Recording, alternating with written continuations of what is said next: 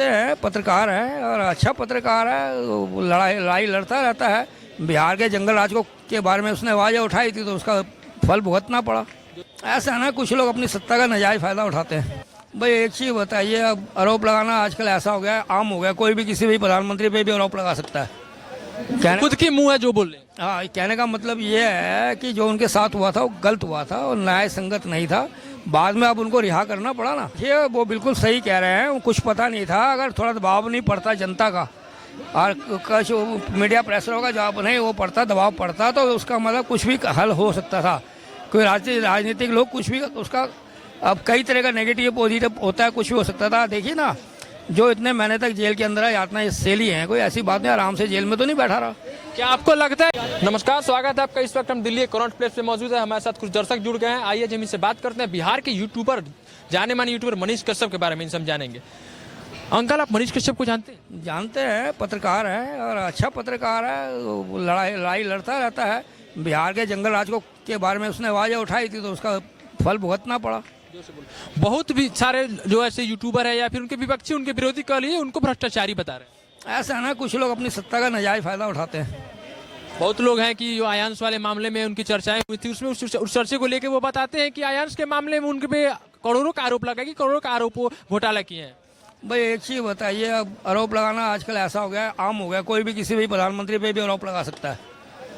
खुद की मुंह है जो बोल रहे हैं। हाँ, कहने का मतलब ये है कि जो उनके साथ हुआ था वो गलत हुआ था और न्याय संगत नहीं था। बाद में अब उनको रिहा करना पड़ा ना। हालांकि 9 महीने बाद एक माँ के पेट में एक बच्चे गर्भ में रहते हैं, 9 महीने बाद उनका जन्म होता है। तो हालांकि ऐसा मनीष कश्यप खुद अपने मुंह से भी कह रहे हैं कि मेरा फिर से एक नया जन्म हुआ है। देखिए, वो बिल्कुल सही कह रहे हैं, कुछ पता नहीं था। अगर थोड़ा दबाव नहीं पड़ता जनता का और कुछ मीडिया प्रेशरों का जवाब नहीं वो पड़ता, दबाव पड़ता, तो उसका मतलब कुछ भी हल हो सकता था।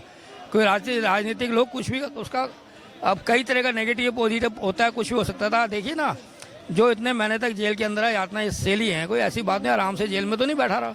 क्या आपको लगता है कि जो भी मनीष कश्यप भ्रष्टाचारी हैं, देखे होंगे जेल के आने के बाद बड़े बड़े टीवी चैनल हो या फिर जो भी ब्रॉडकास्ट चैनल है उनका ऑनलाइन इंटरव्यू ले रहे हैं अपने अपने चैनल पे, तो क्या भ्रष्टाचारी रहते हैं या गलत रहते हैं? तो बड़े बड़े न्यूज चैनल वाले उनके इंटरव्यू चलाते हैं। भाई वो एक तरह का जनता का सेवक था, जनता के पक्ष के काम किया करता था।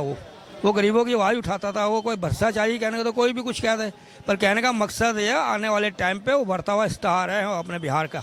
अच्छा बताइए, बिहार के लिए, विकास के लिए इतने सारे अपने माइक उठा के, पहले के जमाने में कलम से क्रांति आती थी, लेकिन आज की डेट में देखिए तो पत्रकारों की मेन हथियार माइक होती है। तो माइक से क्रांति ला रहे थे वो अपने, ऐसा वो कह रहे थे। लेकिन आपको ने देखा हो कि बिहार के विकास के लिए, बिहार में जो कमियां थी वो दिखा रहे थे जगह जगह जाके। उसके चलते उन्होंने कितनी सरकारी कामों में भी हस्तक्षेप किया कि यहाँ गलत हो रहा है, इसमें गलत मटेरियल यूज है, यहाँ गलत काम हो रहा है।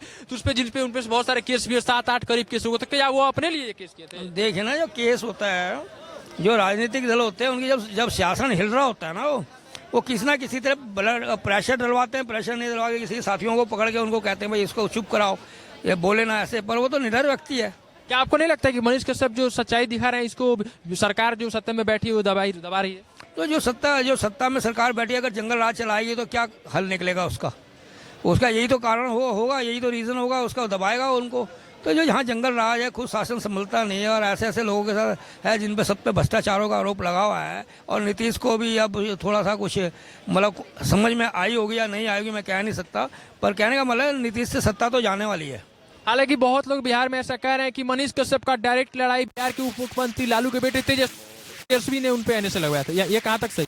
देखिए ना, तेजस्वी एक पद में वार्ड क्या है, डिप्टी सीएम बिहार का ही डिप्टी सीएम, उप मुख्यमंत्री। हाँ, तो बिहार के ऊपर बात हो रही तो डिप्टी सीएम हो गया।